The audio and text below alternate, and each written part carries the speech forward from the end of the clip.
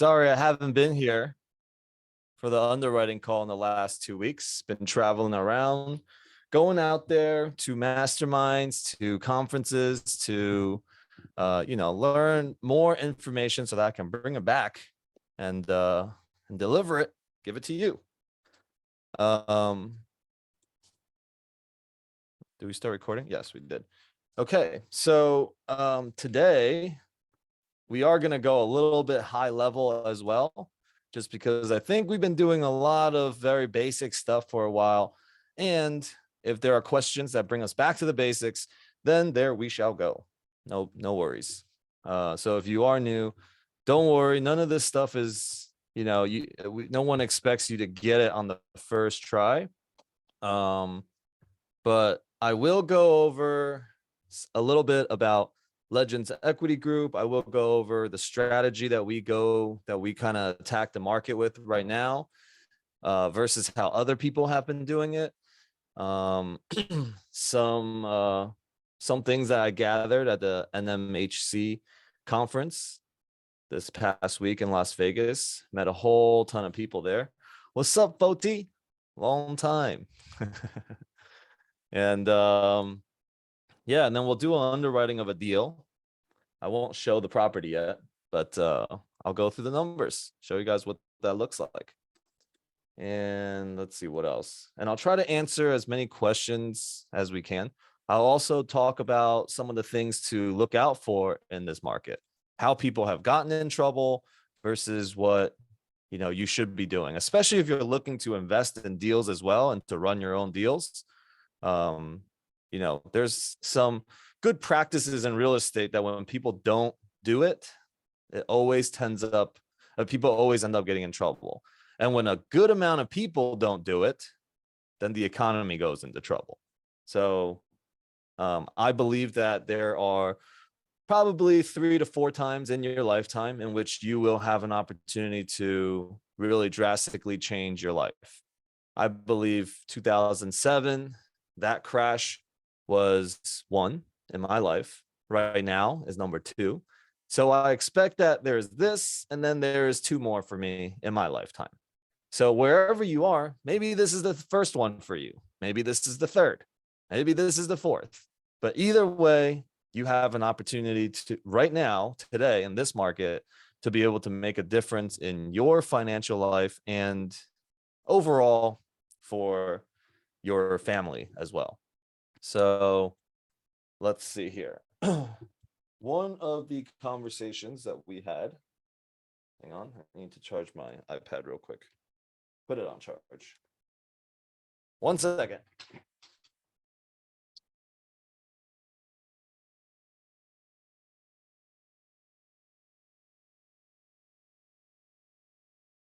Okay, I just need a little bit of juice on that so that I can actually draw some things on a whiteboard for you guys after.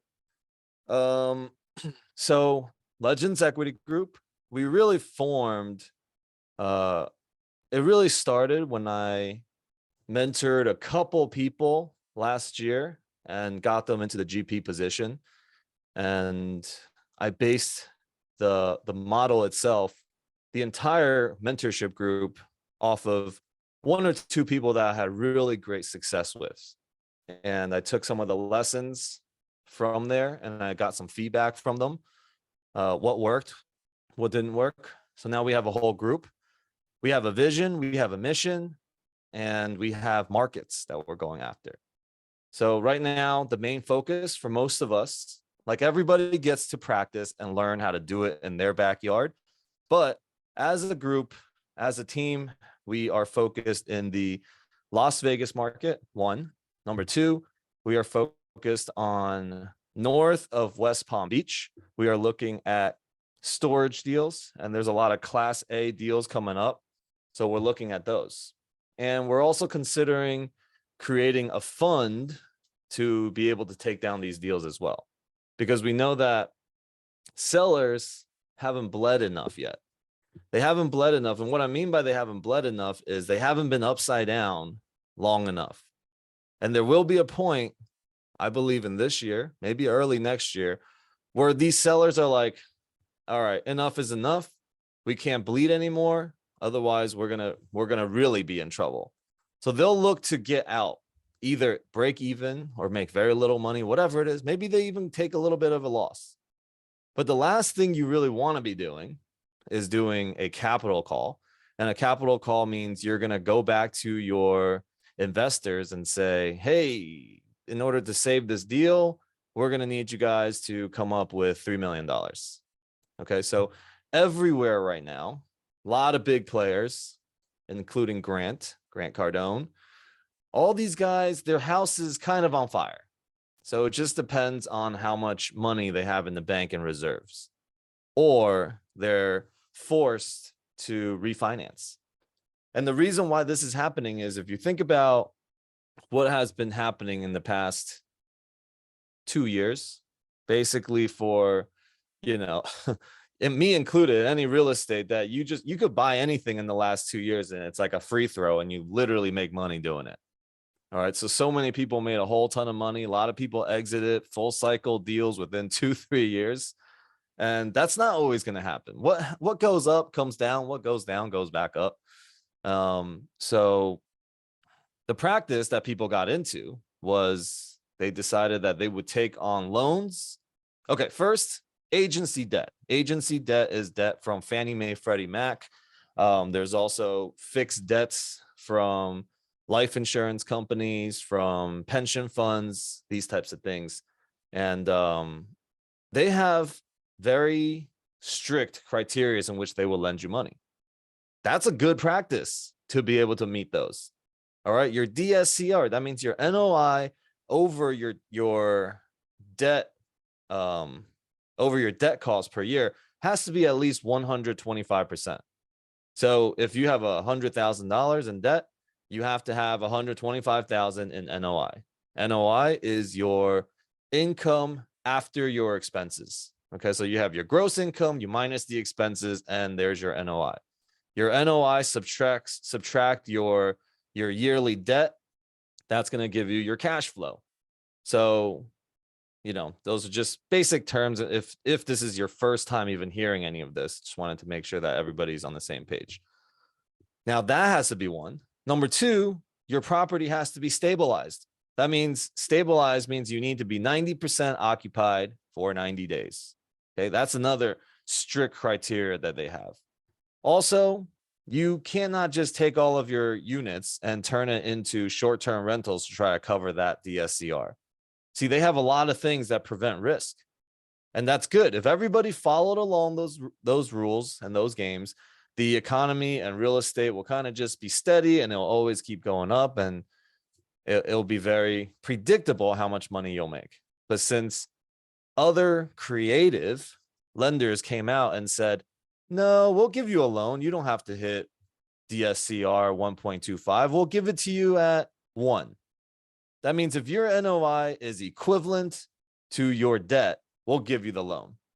And some even under. If they like your business plan, you don't even have to cover the debt. As long as you raise or have enough money in reserves, then we will give you the debt too. So if you start to just think about that from common sense, it's a risk. There's a risk that's showing up. And the more aggressive the risk and the more people adapting to that risk itself, the economy will start to shift, right? Because a lot of properties will go under. People are going to be making money too fast, and inflation is going to get out of control. So I had a conversation with somebody from Arbor. They're a broker for fixed agency debts. And he was trying to explain to me, because I'm like, listen, I don't understand this whole inflation and the Federal Reserve coming out with their predictions. I don't understand it. Tell me. So I'm like, where does it start and what's the cause? What's the effect? I'm always wondering that, right? And he's explaining it to me. He's like, the numbers come out. Then, the pension funds, these guys stop investing their money. They get tight. And then all of a sudden, nobody's buying the securities that the loans are going out to. So now nobody's buying those, right? And then interest rates go up and people can't afford it, or, whatnot. I'm like, okay, so how do they factor in? How do they get to that number that they release from the Federal Reserve? Well, it happens when the price of housing goes up, and so if your rents go up and all the other stuff goes up in price, I'm like, okay, so they put out the number. It increases the interest rate, increases the cost of owners. Then they have to charge more rent, and then renters' cost of living goes up. And then that's how they predict their CPI, the inflation. I'm like, where's the beginning? Where's the end? So you see, I still don't get it. And really, we're gonna have to chalk it up to whatever they say. We just gotta go with it. And so it's not to blame anybody, but it's how do we learn the game so that we can win in the game? We need to know the rules of the game. Sorry, letting somebody in. And so this call is an attempt at learning the game. I go out, I learn it from people that are in rooms that I am not in, and they're learning it from people in rooms that they're not in, and I'm in rooms that some of you guys are not in either. Right? So we just kind of try to pass the information down, and this is what I want to be doing. The intention of this call is to provide value for everybody. Hopefully you learn something from it. And if you're here, if you invested your time to be here, then be here in a way that's going to give you the most value, right? And one of the ways is to have your cameras on, meet the people here, meet somebody in this room that is going to partner with you, meet somebody in this room that is going to help you make more money or save you some money, right? These are all, you're here to create value. So I would even have a notebook out. And this is something I learned at Robert Martinez's mastermind, is write down these wealth, money-making moments or golden nuggets. Just have a little sheet next to you or on your phone and your notepad, because now you have an intention to learn something here. That's important, because if you're just like, oh, let me just see what Alex has got, and I'll, if I learn something, I'll learn something. And if he says something and I'm not writing it down, then maybe I'll forget it. I don't know. But be here so that you can get the most value. It's not just up to me. We're co-creating this together. All right. So yeah, that's my opening spiel. I think we waited enough time for people to jump into this call. Yeah, there's a lot of members of Legends on here. There's a lot of people that I've known for a while on here. Lots and lots of new names too. So we haven't done this call for 2 weeks. So I don't expect us to go right back and hit 100 people on this call, but 67 people, that's great, because there is still somebody in this room that you need to meet. So put your, Foti's got it. He's got his name. He's got his phone number. Other people have their name, their QR codes. Make it easy for people to reach out to you and find you, because they might just see your face and they like your face and they want to connect with you. At the very least, put a good picture of yourself as when you don't have your camera on. So that way you can still attract people to you. You still can attract people to you. If you ask certain questions, you say, hey, I'm in this market, that market. Awesome. Somebody's going to connect with you. Okay. So what else do we learn? Oh, so our strategy, okay, when we go out to look for deals is I like the fundamentals. Okay. I don't really like to take that many risks, especially if investors are investing their money with me. I got to go into a deal that's at least cash flowing. Okay. I don't really like going into deals that, even if it says, hey, the deal is $500 below market, and you just got to go in, change up the management, increase the rents, and you're going to be sitting pretty. But for the first year, you're going to have to take a $200,000 loss. So raise an extra 200K. I mean, that risk itself for me, yeah, if it turns out good, maybe it's great, but I don't like that risk. So I want to go into deals. This is Legends underwriting and the way that we look at deals.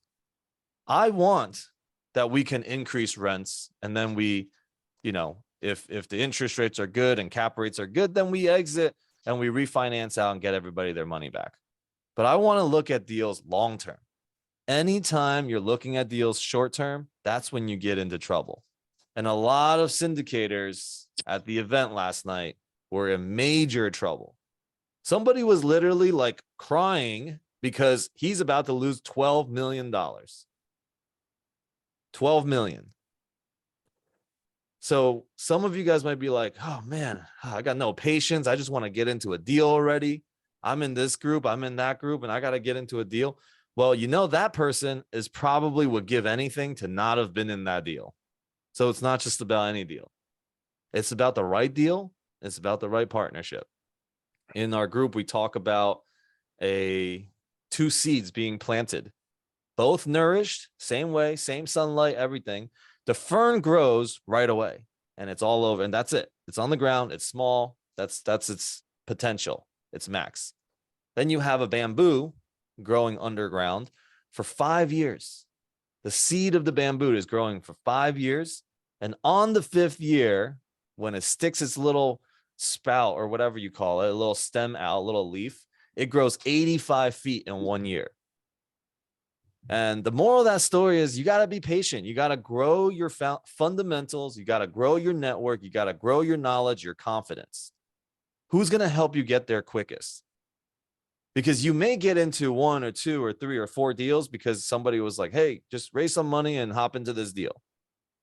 Or in a year or 2 years, you all of a sudden land yourself on a 50 million, 60 million, $80 million deal. The growth, it's about building your strong roots and your fundamentals. And I hope that this call is the beginning of that for you.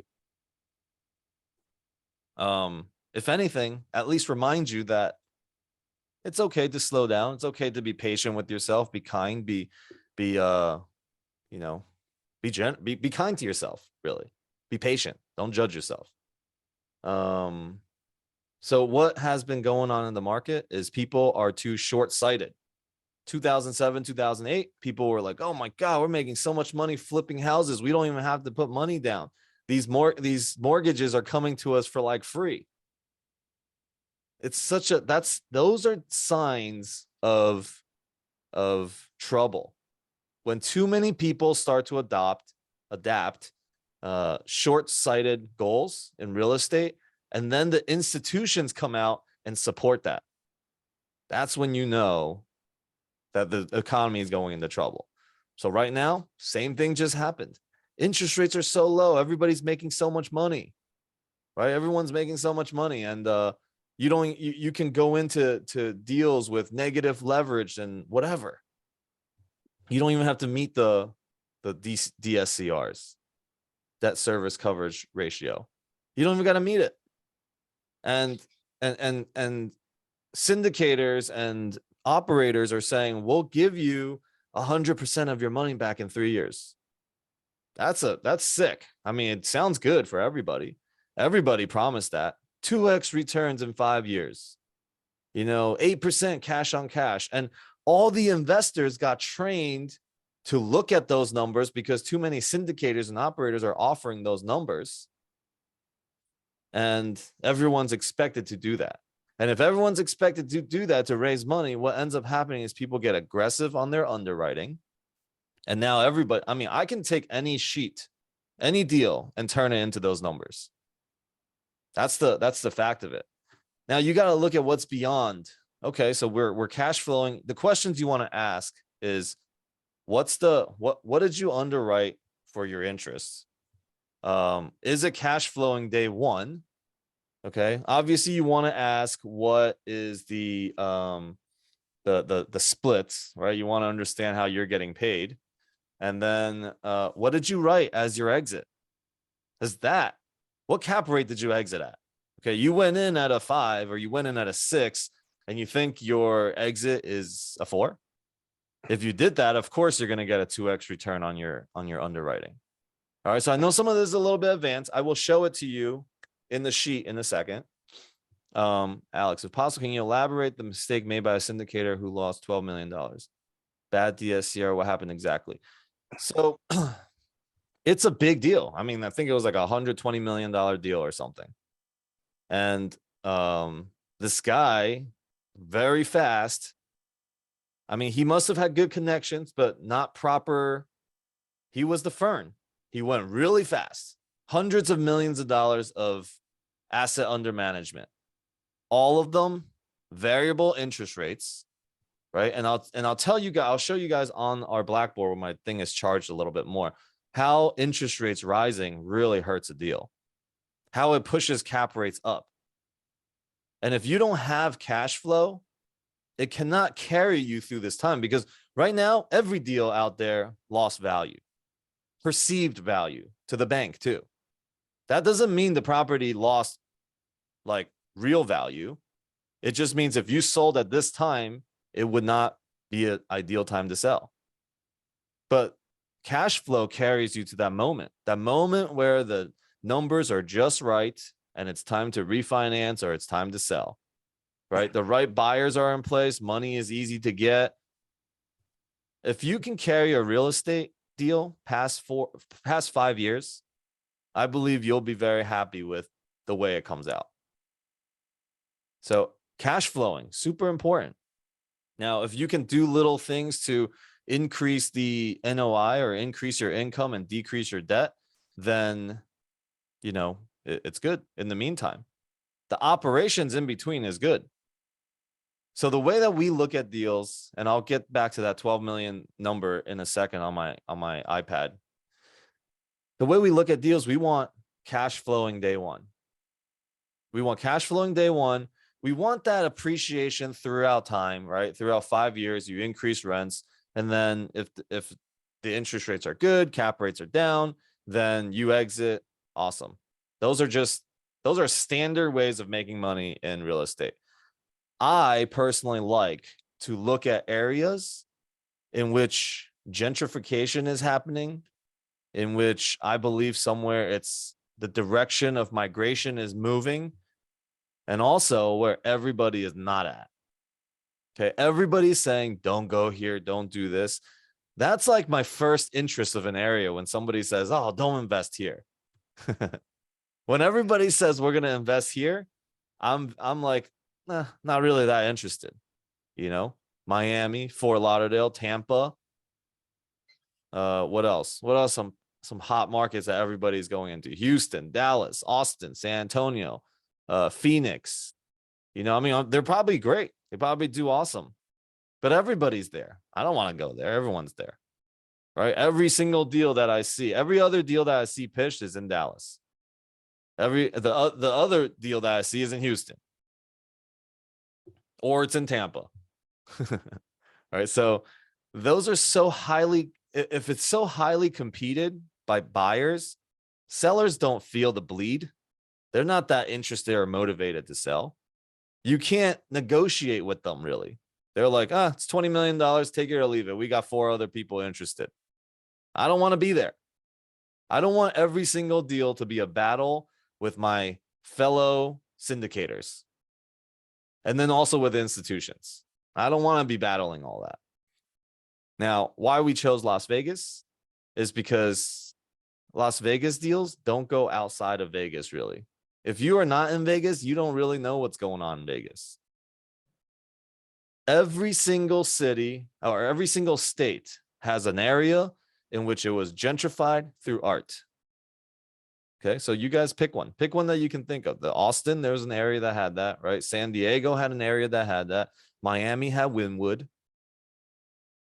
What if you could invest in the deal before all of that happened? It was like, it was a dump. Nobody wanted to go there. Don't invest there. Terrible neighborhood. And as art starts to show up, they bring artists in and cool hip bars starts to show up. And, you know, speakeasy lounges, vegan restaurants. That's always a sign for me. When vegan restaurants starts to show up somewhere, I'm like, I like this area. Yeah, certain signs like that. You know, I like it when it turns, because not only can I just let the numbers run the way they do, but the market is on my side. The upside, the potential upside is with me too. If you bought in Wynwood in 2010, you would 12x your money today. 12x. Who could have underwrote that then? They would have underwrote it the same exact way, and they would be saying the same thing. You know, art is coming in here. They got Art Basel coming here, and, you know, more people are coming. This is going to be popping. The people that invested, awesome. The people that didn't were like, man, who can even afford anything in Wynwood today? You can't. You can't even afford to rent there. You can't afford to rent there. You can't afford to buy anything there. That's what Wynwood is now. I believe where we are in Las Vegas, downtown Fremont area, and the art district is coming back this way. The city has already done the entire infrastructure of the place. Art is coming up, really cool speakeasy lounge, bars, vegan restaurants. All these things are showing up. So that's why I'm super big on Las Vegas. Florida. I love Florida. Florida is a great state to buy real estate, except their insurance and taxes. But besides the point, I think everybody is always going to go to Florida, but the direction of growth is moving up north from south. All right. Not everybody knows Florida is great. There's beaches. There's awesome beaches all along the coast. We don't need to just be in Fort Lauderdale or South Beach. You know, let's go. Let's see what's happening in Fort Pierce, Vero Beach, Stewart. And those are kind of like hidden gems.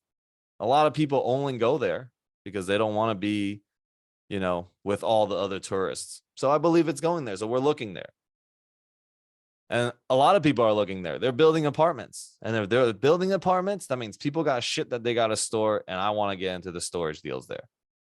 So we know every storage deal that is happening in Florida. All the new ones coming out, all the new ones that are coming, all the ones that are on the market, all the ones that are kind of on the market, and all the ones, maybe all, I can't say all the ones off market, but that's our direction. All right. So yeah. Any questions so far? And then I'm going to, Savannah, Georgia. We love it there too. Port St. Lucie, exactly. Joe is our juggernaut finding those deals. He's the hound.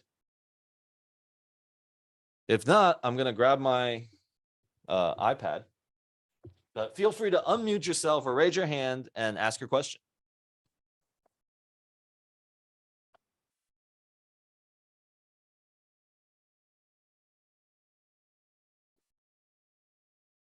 Okay, then. I will show you guys how people are losing money. Alex, I got a question. Yeah. Hello. What up, doggy? What up? Yo, dog. Yo, does everyone know what NOI is? I said it before. I know. It's at replay. It's at replay probably 807. Perfect. Yeah. What's up? NOI is net operating income. It is your income after your expenses before debt service. Okay. Well, I will share my screen then. Hey, Nick, if anybody joins while I'm sharing my screen, you have to let them in because I won't be able to see. Alrighty.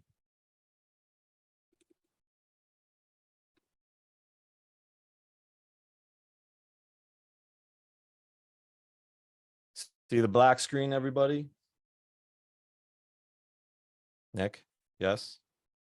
No, Yes. Yeah. We just see Alex Lovely started screen share.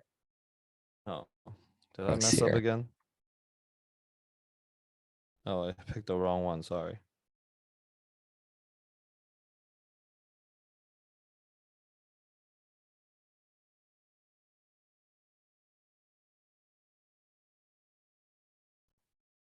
It's coming.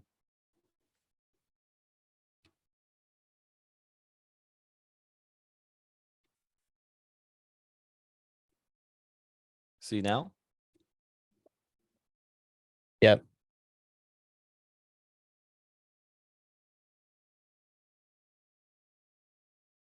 Okay. So let's look at how people can get into trouble. First of all, let's look at a deal that is generating.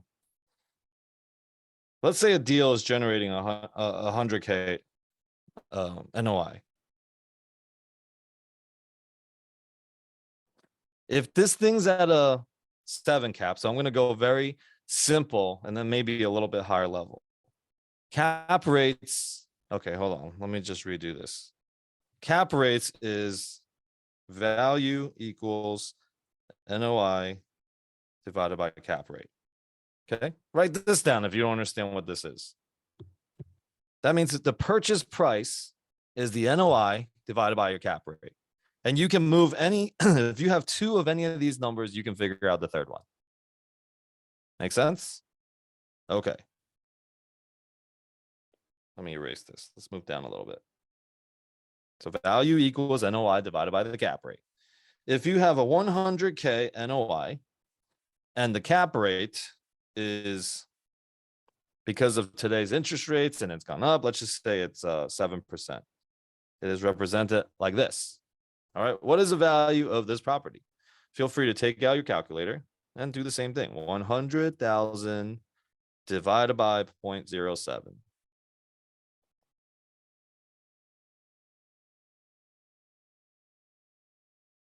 1.428, whatever, all that numbers, 1.43 million. See, value equals NOI divided by the cap rate. Wait, sorry, no, let me go back a second. This is after what's happened. Before what's happened, if you had the same 100K and you were writing to increase the value of the property, and that's what you put in your underwriting, and it was a year ago, and you're like, the cap rate is 0.4. It is 4%.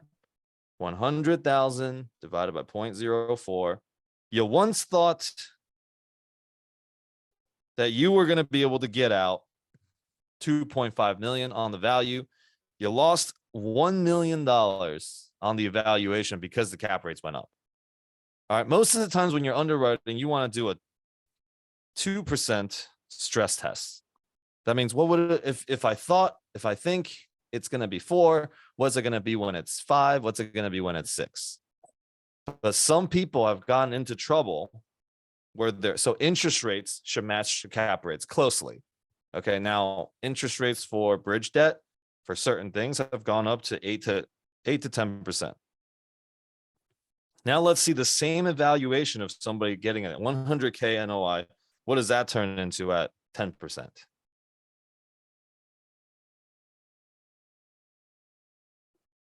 Right, at 10%, it's really represented by 0.1. So that's going to give you 1 million. So you see the problem here when everybody is being aggressive, or even if they didn't think they were being aggressive and they increase their NOI by $100,000. Let's say your business plan was, I'm going to increase the rents of 100 units. Let's see. 100,000 divided by 12 months divided by 100 units. Okay. Let's say you had 100 units. Okay. And you were going to increase the rents by $83. That is by 83 bucks, which is 8,000, that times 12.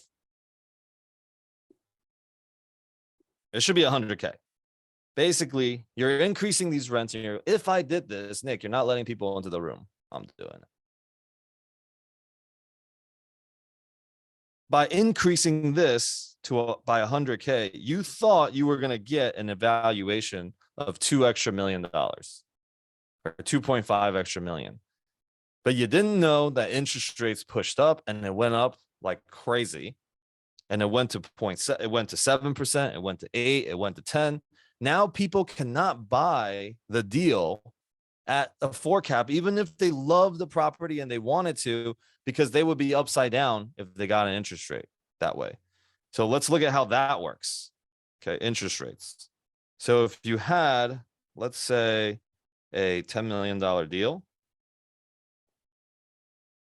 and you had to put down, they gave you an LTV, which is loan to value ratio, or loan to value, which is, I don't know, 60. Oh, wait, no. Let's go to the last year, right? Last year, loan to value plenty of people were getting in 75% and less because interest rates are so low. At 4% interest rate.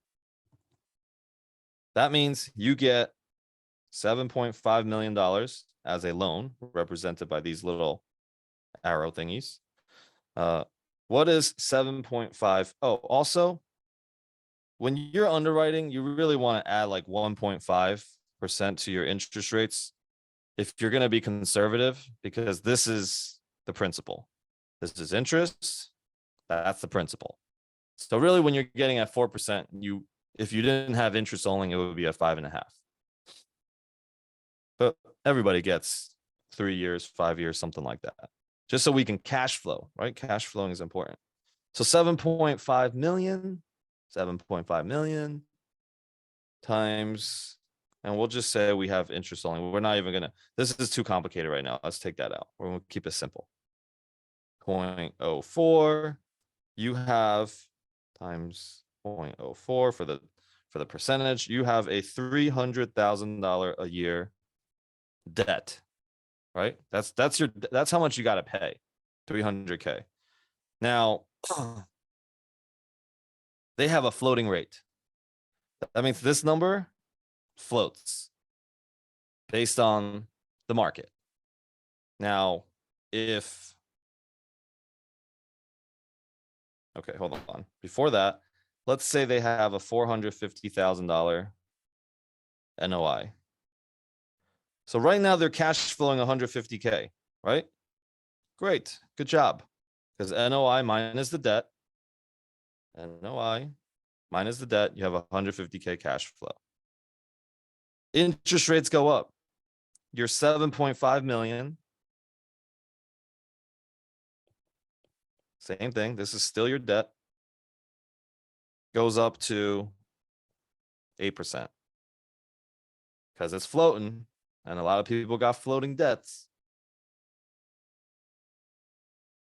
Now hold on. Okay. Now your debt costs you 600K a year. And all of a sudden, your 450K NOI cannot cover this debt anymore.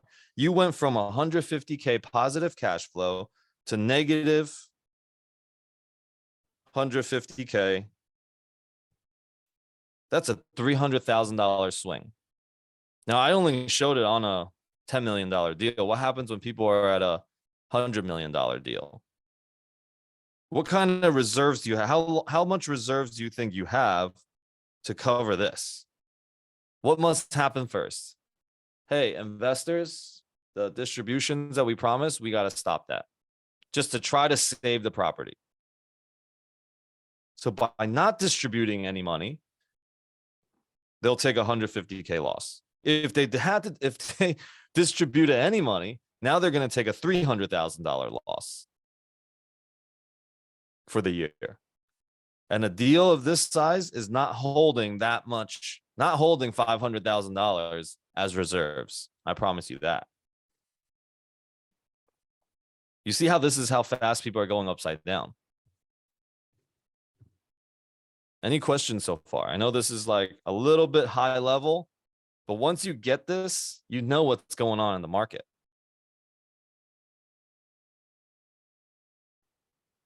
Okay. Different look real quick. If you have a question, just unmute and just say it. Alex, really quick, the average reserve is about $1,000. So 100 units, their reserve is most likely 100,000 No. in general, right? So most good practice is so it's $1,000 per unit. So if you have 100 units, you do have a reserve of $100,000. Yes, that is true. In general. Yeah, in general. So yeah, it's very likely that this $10 million deal could be 100 units, 150 units. Okay, depends on where you are. Maybe it's only 30 units. I don't know. But either way, you don't have the reserves to cover this. So you're just praying now. You're just praying like, man, Because either also at the same time, what the bank's going to say is, dude, your deal looks so bad. We need you to put maybe up here because the deal looked good. The bank's like, put in $5,000 towards your interest reserves. We want to see we want you to reserve, and we want to make sure you have it in the bank, interest reserves.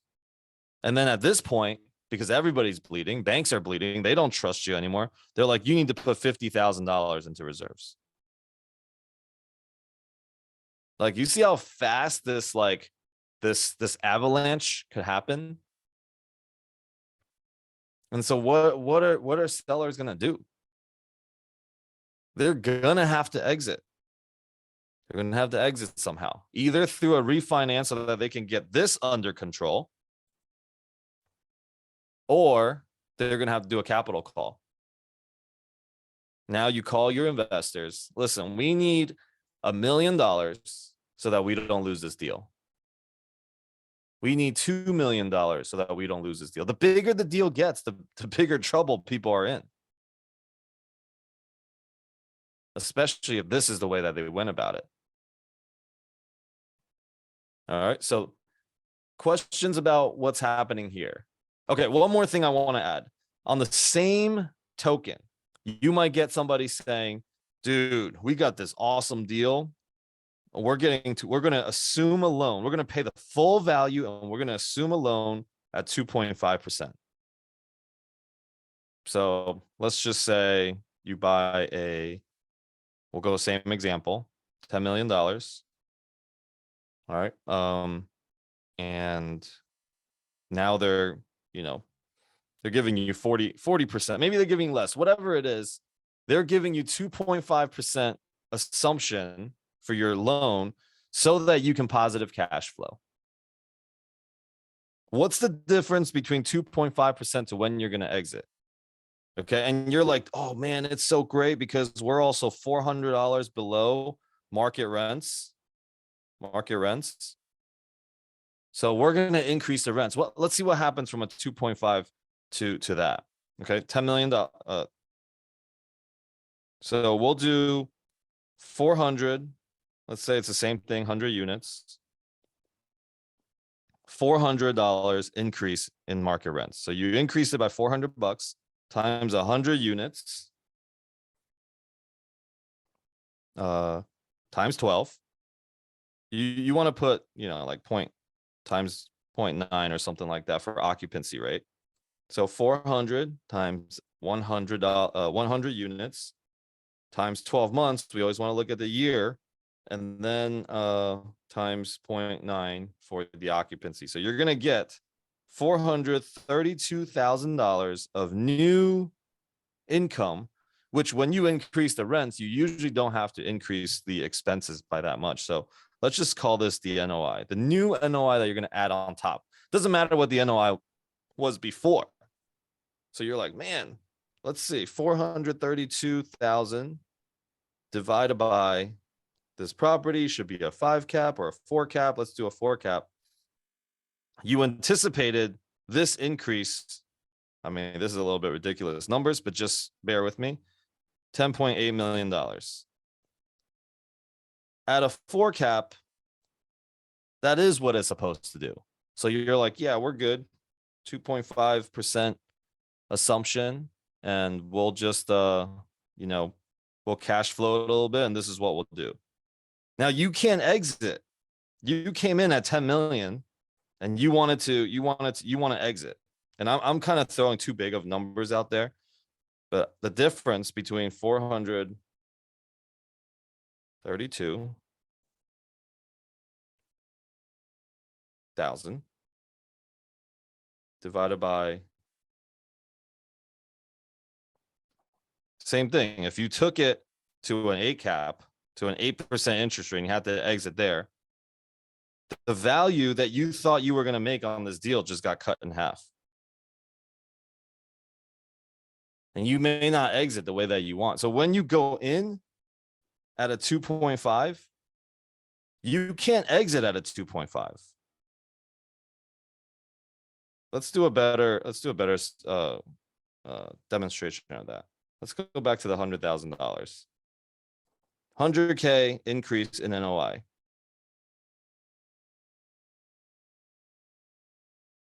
At a 2.5, which is what you went in at with that interest rate.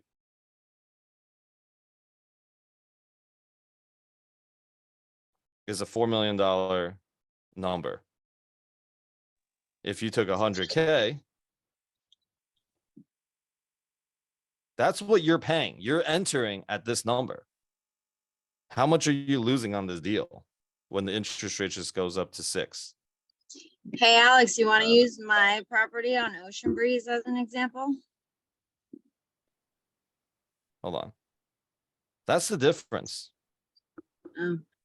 Okay, that's the difference in a deal, in a $10 million deal. This is a big number for a difference of returns for your investor. But yeah, we could, I mean, your Ocean Breeze deal, that is what, 3 units? Can you hear me? Yeah, It's 3 units now. yeah. So it's gonna technically a be, duplex. yeah. So that's So not it's a 2 unit. but that's not really gonna, the numbers are too, it doesn't move as much when you have less units. You know, I it's know, like but it's there. okay, so I bought it for 300. I put 100 in, and within 2 years, I refied at 600 and took I took $200,000 cash out.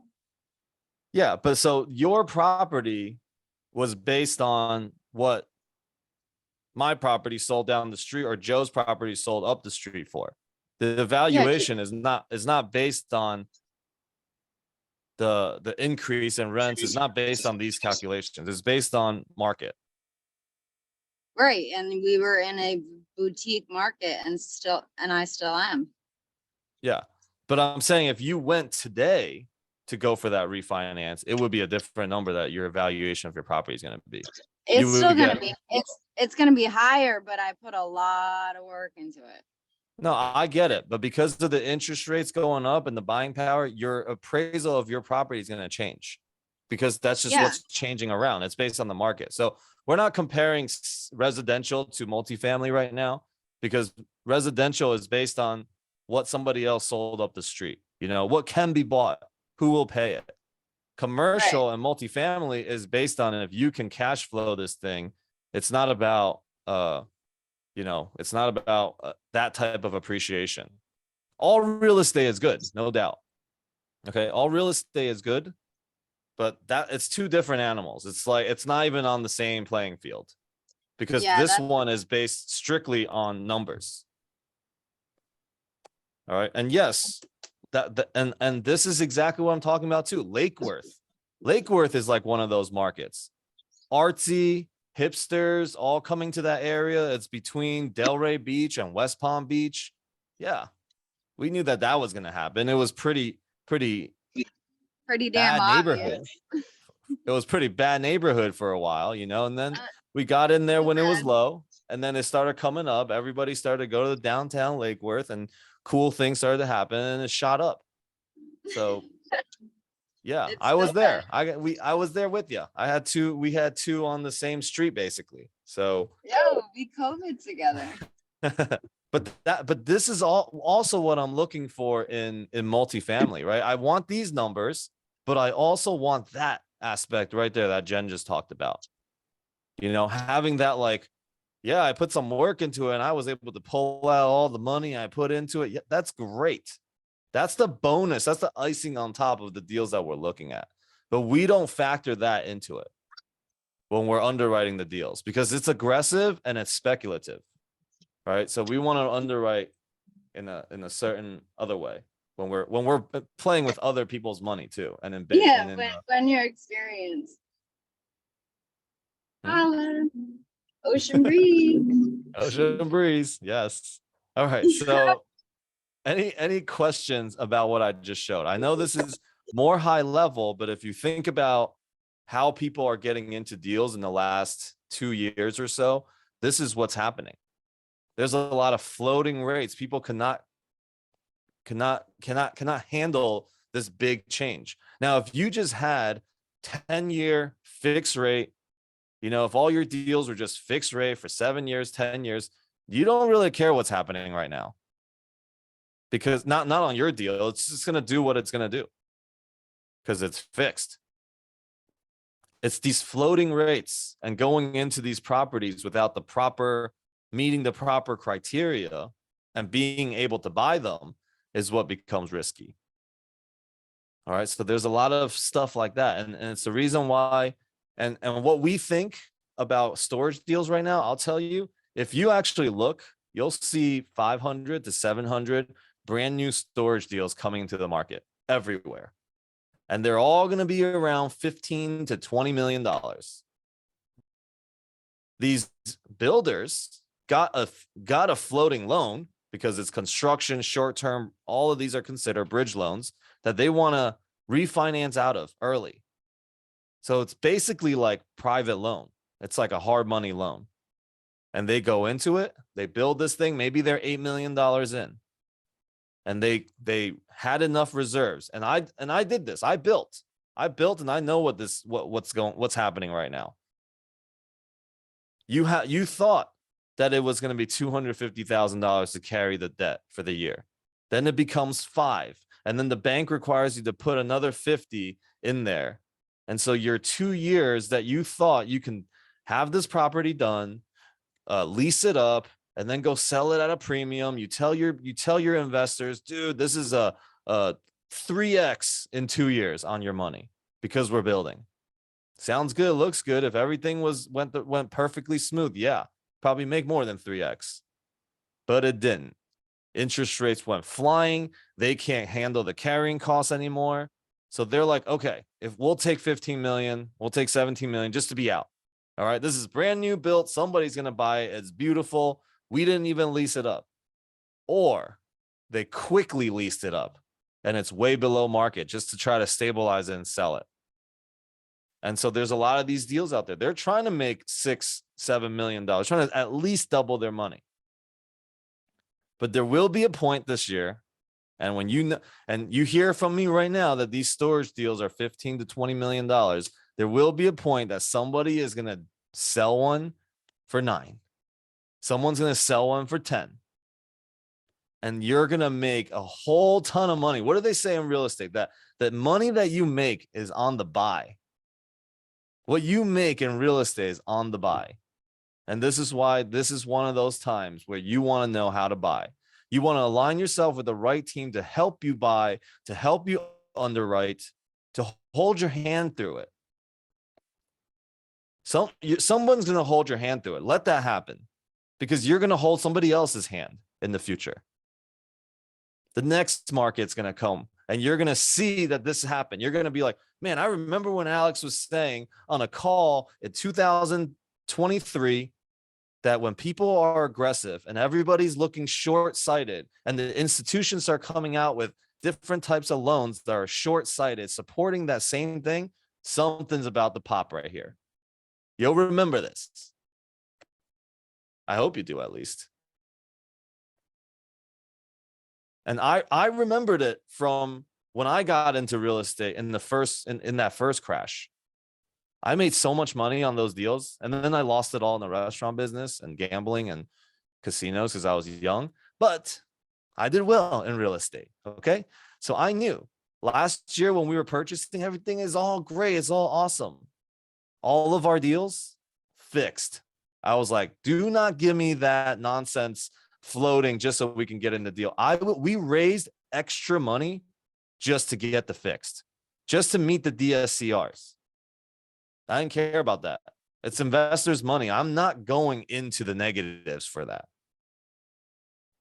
So like a lot of people that are in our other deals, in the deals that we had last year, the Savannah industrial storage deal, like those deals are sitting so pretty. If we were to show those again today, people would be like, get me in there. Get me out of whatever I'm in and get me in there. All right. So, okay. Enough of that. Any questions Man, I'm just like, am I just stumping everybody, or is there no questions? Everybody already knows this. Give me some feedback over here. Tell me I'm on the right. Foti, tell me I'm saying something right or something wrong. No, I mean, I'm listening to you and I'm agreeing with you. My chat's not working for some reason. I don't know if it's on my end or your end, but Alex, I'm dying laughing in the chat because you're like, I lost it all in the restaurant business and gambling. But besides that, Yeah. I mean, he's only when I, been through one of these. yeah. I've been through more than one. I'm a couple years older than him. But yeah, I mean, hell, everything I owned was in foreclosure in 2012. Everything. Yeah. I figured out a way to keep it, but it happened. It was painful. Mm-hmm. So just be patient, just like you're saying. You gotta have patience. You can't just jump into any deal just to be in a deal. Yeah, for sure. So, Ryan, I forgot to pull up that sheet. I remember we were going to talk about it, but I don't really want to talk about Robert's deals, but we could, if you can send me the it's okay. Let's see here. All right. I guess I can show it. I mean, he gave it to us. So,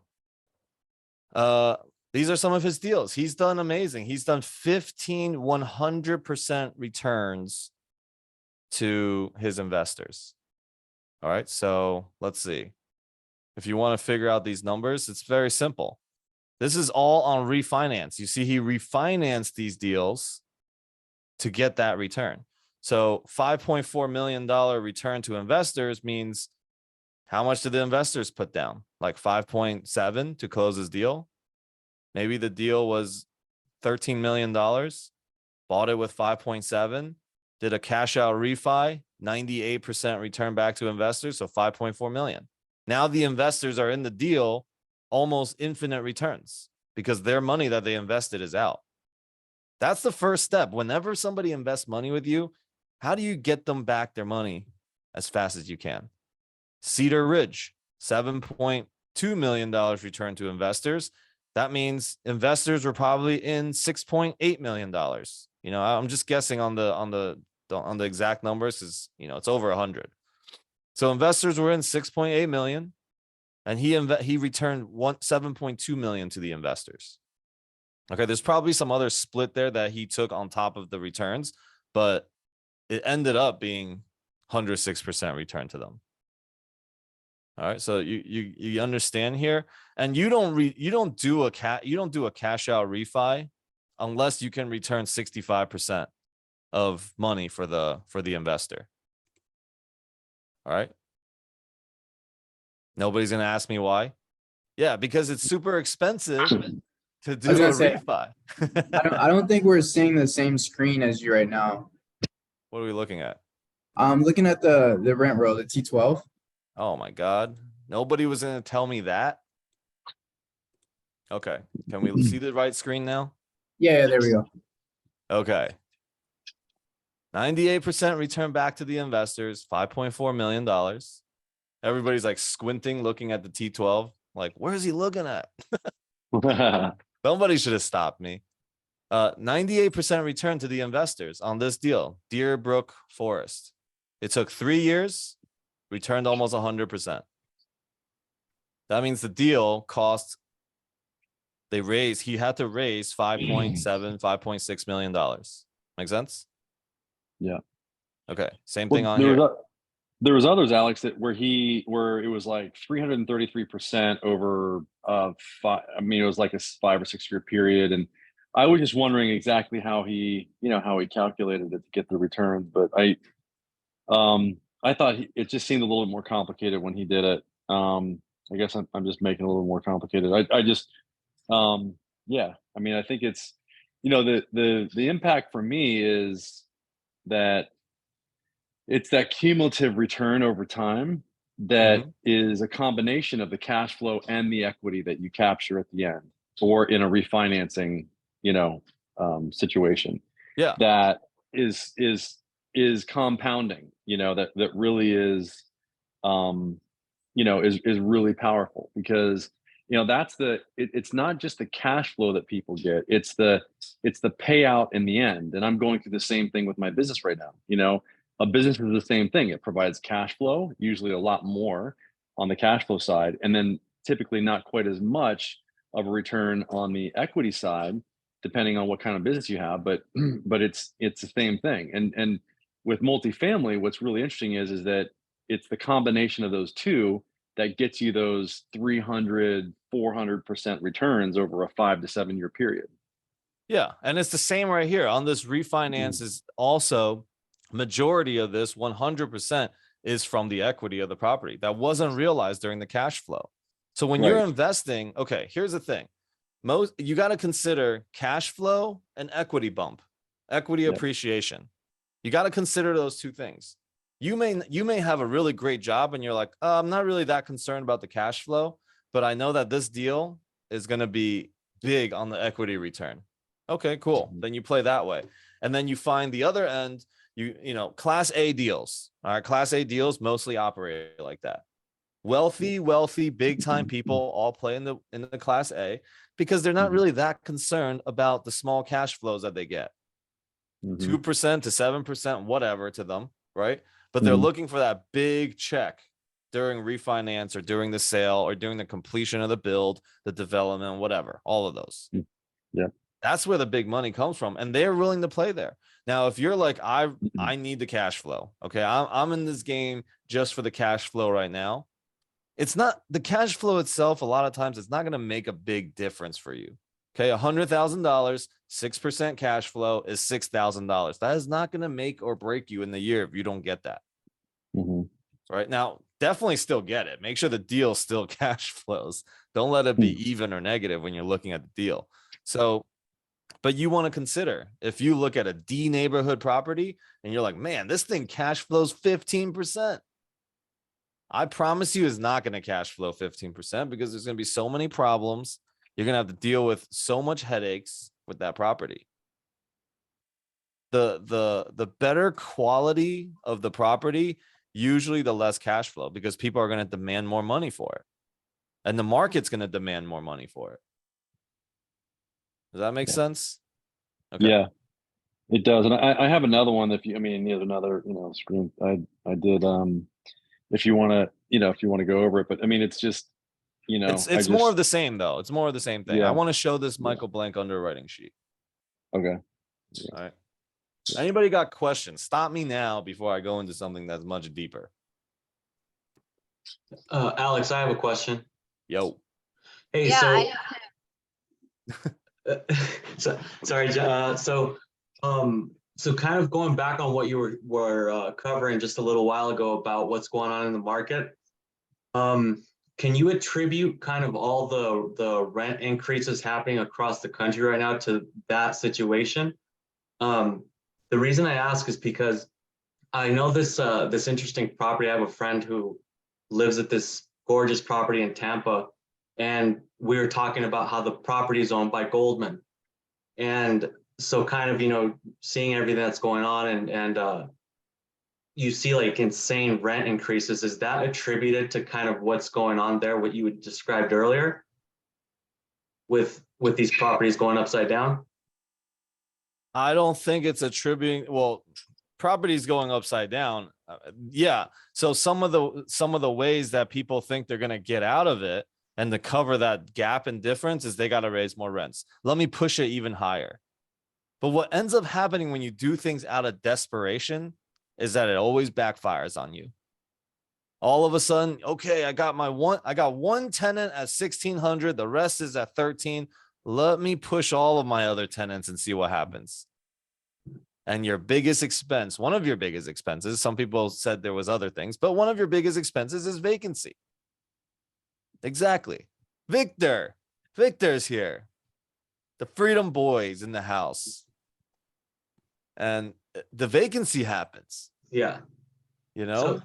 So something like insane increases like 30 and 40% on your lease is like pretty indicative that that's what's going on. Is they're about to lose that property. No, it means that everybody was getting too fat during the real estate times. People were buying deals super high, like, you know, overpaying at a very low cap rate. So people are entering at 3%, thinking that if I increase the rents by $500, I mean, dude, everybody down the street, everyone's paying 500 more now. That's what I'm gonna do. And then I'm gonna bring this 3% class A property 3 cap to a 7 cap, and we're gonna make a whole lot of money. And then you go into it, it goes up, interest rates go up. All of a sudden you can't do that anymore. And you try to do it, you get vacancies, and you go even more upside down. Yeah. I mean, so it's not like everybody's doing it. Obviously, this is like the person that is super desperate and don't know anything. Most people know things. Most people that can raise and buy into a class A deal, I hope that they have at least partners that have been experienced in the game. You know, what I'm saying right now, it's not like I'm saying everyone else is out there is stupid and I'm smart. It's just, this is what some people are doing, and others that are in good positions are not. They didn't do that. And they're sitting there right now waiting for the market to come to them, waiting for sellers to bleed enough that they're going to have to get clubbed in the head on the way out. And they do. And it's not like we want to club them, but we're in it right now for our investors, right? Like, you were irresponsible going in. I'm going to be responsible coming. I'm going to be responsible coming in. Yeah, And I clubbed a few. you're always looking to club people, Jen. That's why we need you on the team. We need some clubbers. Okay, so we got 20 more minutes. I'll answer some more questions, and I like to give you guys a quick underwriting of a deal in the sheet. A lot of people are like, can we get into this sheet? How do we do it? And I'll do it like really fast. I'm not even gonna go like super detailed into it. Just tell you how to plug numbers in. Ready? Okay. I wish I had a bigger monitor, but this will have to do. Pick some out. Huh? I picked some Come on. out. Bigger All right. monitors. Well, order them for me, Nick. All right. All right. So here's the T12. We're just going to look at a T12 and see how do we plug into a deeper underwriting worksheet. I've used a lot of different underwriting tools and they're all too complicated. I like something that's between napkin underwriting and those things. And this does all the job for me that I need. Now, somebody that loves numbers may want to go and plug a whole bunch of other things in there. I don't. I just choose to be ultra conservative, and then this sheet will work perfectly well for me. Usually the back of the napkin works well enough for me, but on multifamily deals, I'll go a little bit deeper. All right, so the asking price on this deal is 30 million. Oops, that's 3 million. 30 million. 193 units. $193,000 reserve. It satisfies. See, this sheet right here, it satisfies this number. If you don't have the Michael Blank sheet, go buy it for $150. It's super cheap, and you get a little course with it too. I just don't like reading and watching things, but this I can, somebody walked me through it once and I figured it out. So I'm gonna walk through it for you once, and then you can figure it out. And maybe we'll do it again next week. So the repairs, there are 60 units remaining, 50 units remaining at $8,000 per unit that we're going to do. $500,000 CapEx. Gross potential rent, you go into your T12. Okay, T12 is a trailing 12. When you ask a broker for financials, they will give you the T12 monthly rent. They'll give you the OM, and that should be at least the minimum that they give you. If they give you more, great. If they don't, just use this. So, okay. So you have your rental income. Let me make it bigger so you can see it, and then we'll pull it back. You have your rental income, you have your other income. And you have a total of 2.355 million. That's your total gross income. So let's take it from here. We'll take the end. So this is the T12. So let's plug it in. Where do we plug it? When you go on the bottom, scenarios. This allows you to compare scenarios. We're just gonna start at scenario 1. Okay, and when you look at the rest of the sheets that comes with it, it's gonna go with populating from scenario 1. And then you can go scenario 2, 3 to compare. So gross potential rent, what do we say it was? 2,099,448. All right, we're not gonna put vacancy and concession because they already added in that number, all the stuff right there. So I'm not gonna put that right now, but they have other income. $256,000 of other income. Pet fees, all the other stuff. Their expenses, we can go in and what you normally should do is you should plug them in, okay, all the expenses, like the totals of the admin expense, payroll expense, you got to plug them in there. And then you go to the financials and you go and verify it during the due diligence period. All right. Maybe on the next call, we'll get into more due diligence stuff because we're in the due diligence process. And maybe I can show that for one of the deals that we have in Vegas right now, which is open for investments. Let us know.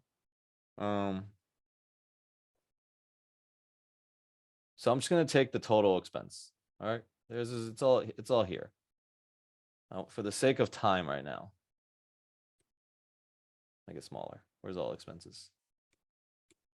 So CapEx, capital expenditure, is not considered an expense.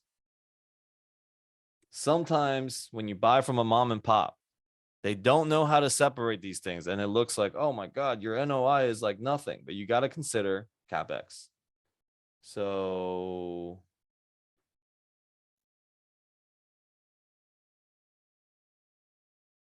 where's the total expense? Debt service. Okay, there. I'll move this all the way to the end. Here's their expense. I'm not going to put everything in there right now, but 1.48. Wow, that's crazy. Is that their expense? No, that's a net operating income. Whoops.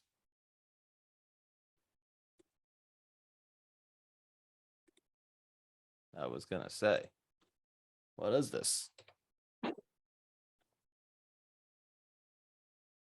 All right.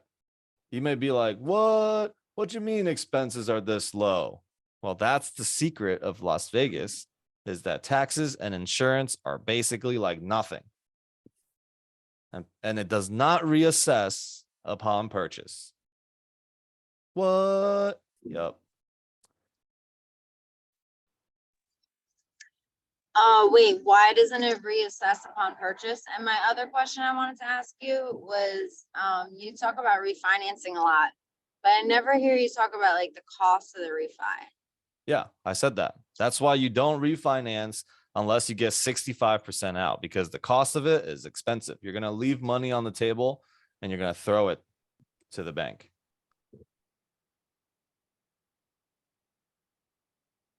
Yeah, You. because they get their, yeah, but yeah, good way to put it. Thank you. Yeah. Okay. So we're also going to get,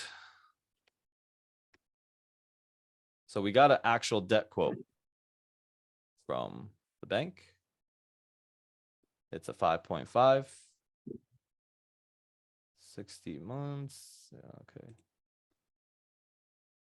okay. So you see the DSCR right down here. You got to meet it. Got to meet it to go get a good loan. So we'll put 30% down, $9 million down, raise another 500,000, raise another operating reserves, 193, closing costs, $567,000. These are all going to be in here. Summary on this deal. Are you still finding the DCR at 1.25, or are you finding it at Yes. around 140? So depends on who's signing on the loan and the experience and how much risk they think this property is. So we do have, this was 1.25 was good for this deal. But you may want to be safer. And a lot of banks, a lot of lenders are requiring higher.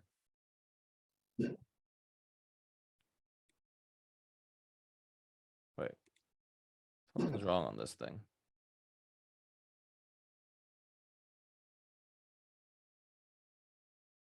I'm not. Go back to it.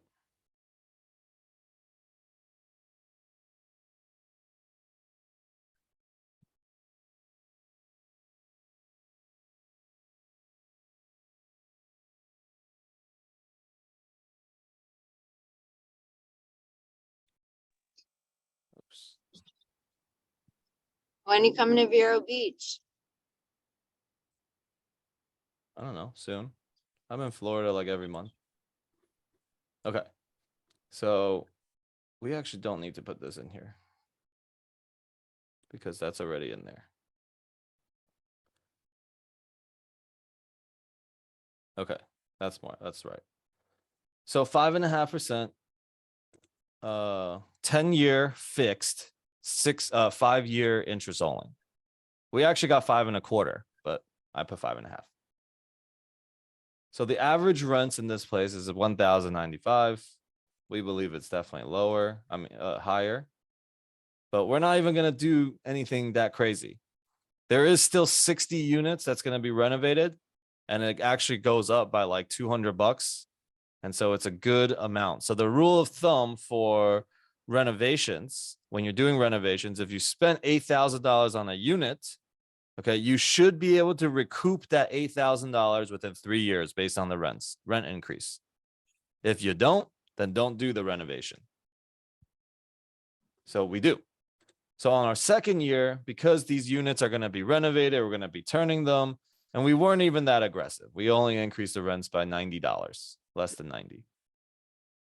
This deal, cash flowing day one, 4.75.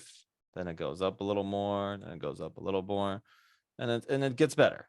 Okay, so that is, you don't need the T12 again anymore right here.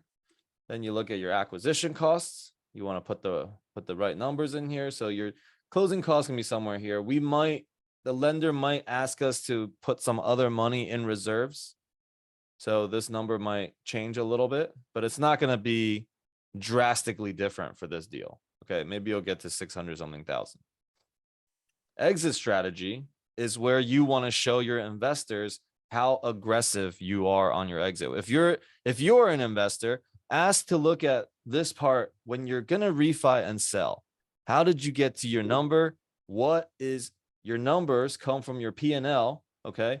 You're going, okay, I believe, yes, in 5 years, $1,500 a month in rent. Definitely. All right. Definitely. So, okay, your NOI is good. And your acquisition costs, you're right here. What are you going to exit at? You exit on this deal. We think, 5.5% cap rate is probably good, but we can keep stress testing it. What's it at this? It's still going to give a 19.8 IRR. What's it at 7.5%? Okay, a little bit lower. So this deal is not exiting at a 7.5 cap. Promise you that. Well, sorry, can't promise that. But it ain't happening. And even if it does, I'm sorry, we'll return 80% of your money on this deal. Or we're going to make you 80%. Not return 80%. But what does it look like at 5.5 cap? So this is basically, you want to show your investors, if you're somebody that's pitching deals, you want to show the way in which, all right, if the market in 5 years, the interest rates are high and we're still exiting at a 7 cap on this deal. If it went to there, that by then a lot of people would have bled out already. Okay. People would bleed out, and the people that bought right now would also bleed out if it did that. So I don't know, 6.5 cap, 5.5 cap. Summary. It's, 120% return in 5 years. You don't find these deals anymore. But you know how you find these deals? You find these deals when you have 100 people looking for deals. If you're looking for it by yourself, it would take you 100 days to find this deal. But if you got 100 people hunting down deals, it's not that hard to find a good deal out there right now. Okay, because somebody's bleeding. You just got to hunt them out. There is no teams out there with 100 people looking for deals. There is a lot of people competing in different groups. Grant Cardone's group. Every time I see a deal pop up, 7 other people already underwrote it. 3 of them have submitted LOIs. Everybody knows who the broker is. That's not 100 people working together finding deals. That's 300 people attacking the same market, competing with each other in deals. No knock on that, okay? Because Grant's group is great. I've learned millions of dollars of information, maybe tens of millions. I just haven't been able to apply them yet, but I will. I've been able to look at markets from a much further ahead type of lens by being in those spaces. And when I zoom it back and look at my deals, I'm like, oh man, it's so easy to tell what's going on. This is why you want to surround your proximity is so important. You want to surround yourself in those places. All right. So when you do it, when you plug in a deal, you start with the scenarios, you put it in. I mean, that's if we offer 30 million. I mean, the broker said, if you put a 3 in front of the deal, we'll take it. All right. Well, zeros behind it is still 3 in front of it. Last year, this deal was under contract for $45 million. Dang. None of our numbers are that far-fetched in this deal.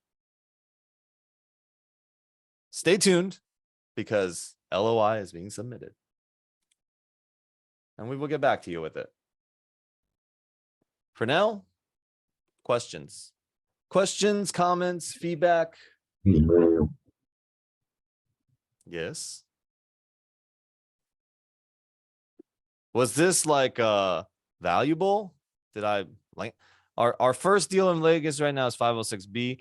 This deal is a $30 million deal. It might be 506C. But it might be B. I don't know. What's the difference between a B and a C? Good question. 506B gives you 35 people who are not accredited. Okay, they're not accredited. 35 people can invest. And accreditation means that for the last 2 years, you made $200,000 a year on your tax returns, or you have $1 million net worth, not including your private residence, or you have some sort of certificate of something. I think that counts as well. But if not, that makes you an expert or some sort of something in the market. So if you're not, then you're considered non-accredited and you have 35 spots to put into a B. However, on a 506B, you cannot put this thing on social media.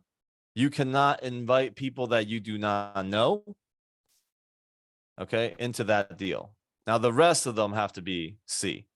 Has to be accredited. 506C is all accredited investors. That means they met all those criteria.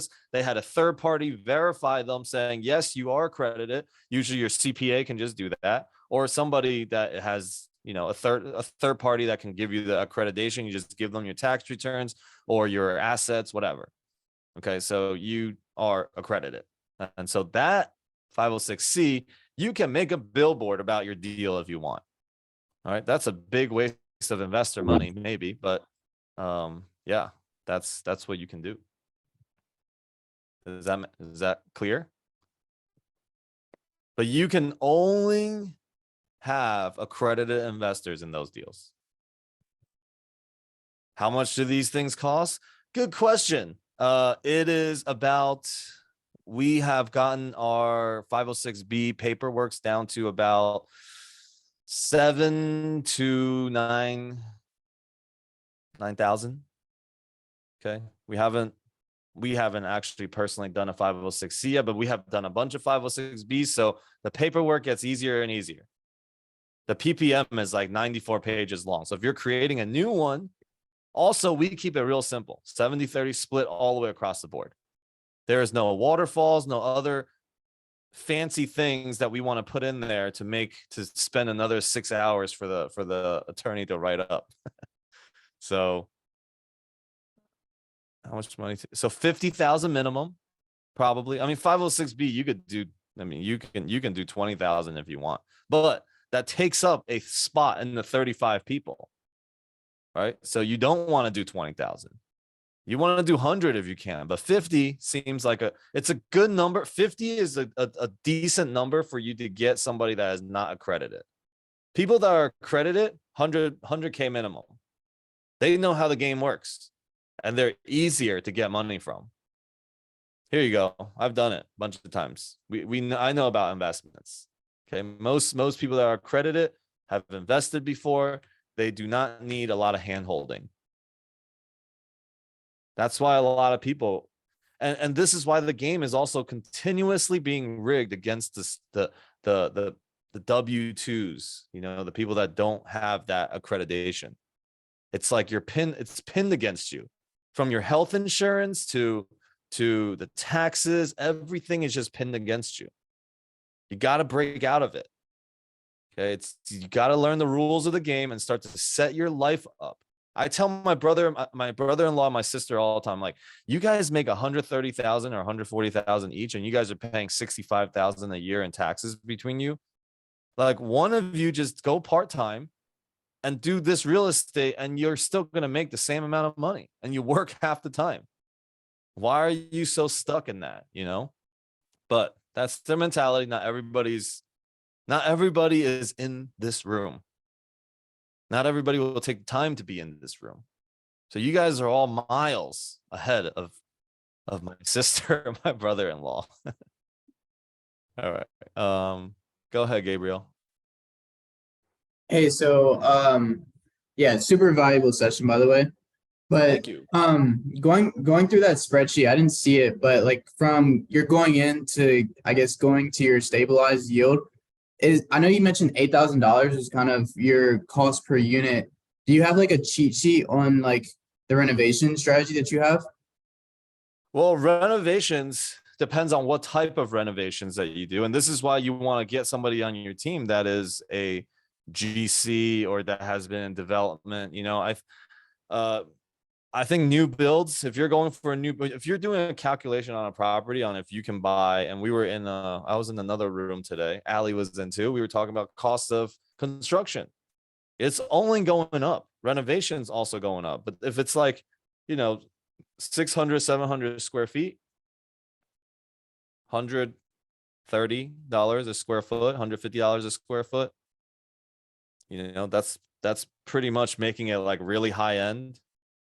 So you kind of just play between 100 and 150 on the renovation per square feet, I would say. Okay. Thank you. Somebody verify that number for me. I took that number from the management company that was on site, and they were doing the renovations. And that comes, yeah, go ahead, Foti. You also have to take into consideration the neighborhood. You're not gonna put in granite when the rest of the neighborhood's got, you know, Formica, and you're competing against them. Because you're gonna put yourself in the top of the market, and you're gonna be the first place they leave because they're not gonna be able to afford your rent. That's true. Gotcha. So hold on. Well, that's why you want to get that number. If you're going to put 8,000 in, it should get you an extra $200 a month. 222 a month. Otherwise, I mean, it depends too. Like you can be around that number, but let that be a guide for you. If you love the property, like certain like the property we have in Vegas right now, I love it. This property that we're getting into also in Vegas, I will love it. I love it right now. I love the management. I love everything that's happening there right now. Okay. Ricky. We'll take like 5 minutes of questions and then I'm going to conclude this call. Hey Alex, how you doing, man? Long time no see. Hey, what's up, brother? Yeah, man. On the presentation part, you went from your scenario. Could you break down on how you would break down or present this to people? Because and the 506B and C's or A's, how would you go about setting that up? Do you just go to a lawyer or you have a area that you want to set? Yes, you need a syndication attorney. Okay, I'm gonna try and get, so on my Monday night calls, I usually bring guests onto those calls. So I will get my syndication attorney on that call at some point. Okay. I had my accountant on that call, my CPA. And the first time I called him, the first time he was on my call, 45 people called him. For Okay. me to schedule a call with him, he was like, it's gonna be, when I looked at the calendar, it was like at the end of the next month. I was like, dude, that ain't happening. I didn't bring 45 people to you so I could be on the end. So he gave me his private number. So we're on good terms now. He came back on my calls. Like, if you're coming back on my call, you better have a team ready and a system to be able to handle calls. Same thing happened. So the call actually is $1,000 to put down to make the call. You use him, it gets credited to, you know, whatever you're going to do. So that is a good system he had placed. If you just have questions, he had a 12-man team that was kind of just taking 15-minute phone calls. All right, cool. So he did a good job with that. If you send me that information, I was on the flight back to Miami when that happened. So if you could, when you had the call for Monday, I was on the flight to Miami. It was a long day. But if you Hey, could send it's all in the YouTubes. okay, Nick, then you cool. hear? Throw the YouTubes on. All the recordings everywhere of this and the masterminds. Great cool. speakers. Robert Martinez was on there back in October. One of the best ones is my friend Hala, who came on twice. She's big time. She's big time podcaster. She is you know, she just interviewed Elena and Grant Cardone, Alex and his wife Hormozy. She's got Tony Robbins getting on there sometime this month. So Matthew McConaughey. I mean, there's some great things on, great ones on there. Awesome. I hope that I can make it on there one day. And she's like one of my close friends. You will, man. But I'm throwing a virtual conference in April, and I'm throwing a conference at the end of the year. She will be a speaker at both. Okay. Mm-hmm. And as far as the presentation on how you would break it down based off of the Blanc. Yeah, I mean, what you're really trying to show people, like investors really want to see what's the IRR. So that's in the summary scenario. Right at the bottom, it said your IRR is a 17, 18, whatever. Your returns in 5 years. It said 100. What was that? It said 126% or 100 something. And that's 126% is 2.25 times your return on the money.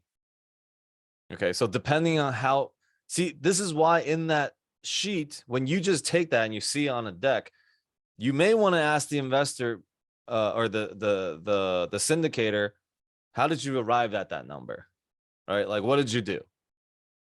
Now, if they don't want to tell you, then they might be hiding something. I'm good to show you whatever you want to see, you know, because I'm proud of it. One of the ways that you can really gain investor confidence is to show them, and I learned this from Vina Jetty, is to show them how you're being conservative. Not just say, yeah, being conservative, we're 2x. And I learned that, you know, I did it back in the day, but I wasn't being aggressive though. All right, so yeah, we can, I want to give other people a chance to ask questions, but that's, you know, you look at the summary chart. Okay. Coyote. Alex, Yo. yes, Alex, real quick. So 2 questions here. First one, can you talk briefly in terms of so a syndicator fund? I mean, when you do what's it called? Structuring, when you do structuring a deal. So you talk about there's a structure 70-30. Yeah. That is simple as simple as possible. Everybody understand that. Then there's a waterfall. What other structure is there? And can you talk about the difference? Yeah. So 70-30, if you got $100 coming to you, 70-30 is you get 70, we get $30 for our work. We just do 70-30 across the board. Some people are like, oh my God, that's so much. Yeah, well, you know, if I can give you 125% returns and still do a 70-30, that just shows how fat this deal is. If I have to go to 80-20, and if I have to go to 1-1-1 on my, you know, if I'm not getting paid, what's my incentive to work harder to make you money?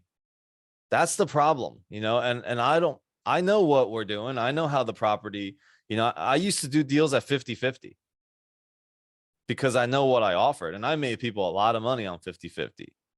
So there is, you know, 80-20, there is preferred.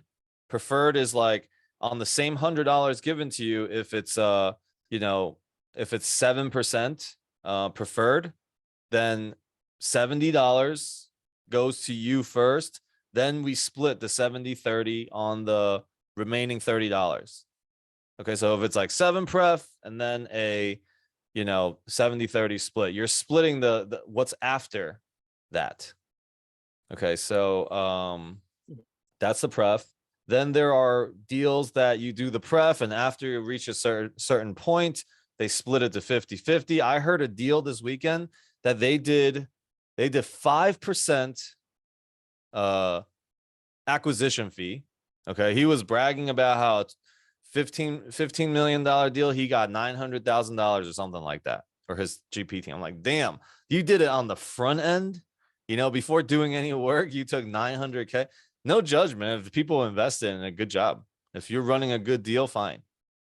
You know, but what we do is we take 2 in the beginning, 2% asset management, and 2% on the exit, because we worked it, right? And then we're going to take it on the exit. We're not going to put it all up to the 5% up front. And then his deal was 80-20. And then after he returned you your money, or 80-20, and then after a certain point, it was like 50-50. And then if he returned all your money, it became 80-20 the other way. So like if he returned all your money, now the GPs get 80 and the LPs get 20. Sick. Aggressive. I don't know. He must be really confident in the way that they run deals and the deals that they find. And the investors must be so confident in them as well. Because if I heard that, I'd be like, but I'm also a syndicator, so I would just do it I'll just go out and do it myself. But, you know, for people that really don't want to do anything with the deal, it's still better. Whatever they're doing is still better than stocks. Go ahead, Fody.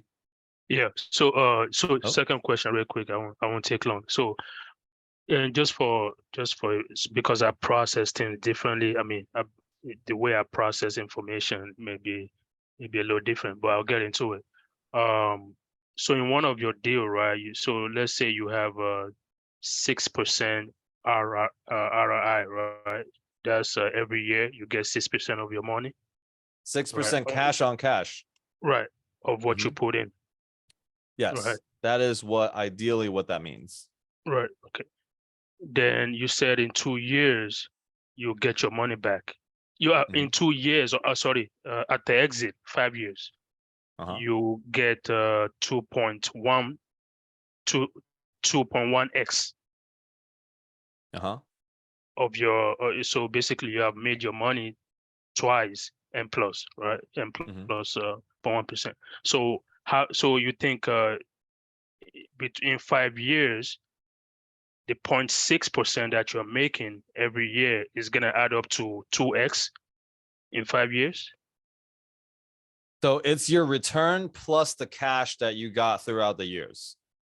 So you got 6%, 6%, 6%. So that's what? 18, 4th year, 24, 5th year. You got 30% on cash returns, right? And then the other 70% is going to be from the refi. And then so it might be more than that, but if it's more than that, it'll be a 70-30 split on the extras. No, so in 5 years, because you are getting 6% every year, that's 30% Mhm. of It your counts, money. it counts towards of when you say the return on that, the multiplier, it takes the cash on cash into effect. Right, correct, Yes. correct. So so that 30%, so that's 0.3. We'll say that's 0.3. Okay. Or should we say, because I'm looking at 2.1 x of your money. I'm Yeah. looking at it in 5 years. So in 5 years, cash on cash is 0.3, 30% of your money. So And that then 30, that so you're 30% I goes know what into, you're asking. So you're gonna get 70% more on the profit side, and then you're gonna get all your 100K money back as well.